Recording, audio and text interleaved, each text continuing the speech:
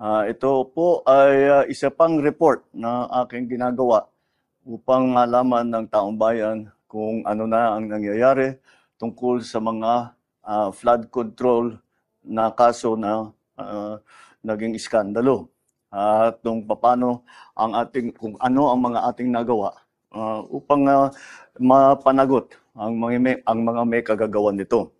Kaya nais kong i-report na ang ombudsman nagpormal ng naghain ng kaso laban kina Saldico at iba pang 17 individual batay sa mga ebidensyang iniakyat ng ICI at saka ng DPWH. Hindi po ito haka-haka, hindi po ito kwento. Ito po ay tunay na ebidensya. At ito po, para hindi ko na babasahin, pero makikita naman ninyo sa phone ninyo, ito yung listahan ng may arrest warrant na. At ang susunod na hakbang, ay wala nang paligoy-ligoy pa, ang ating mga otoridad ay siyempre papatupad na nila itong mga arrest warrant na ito.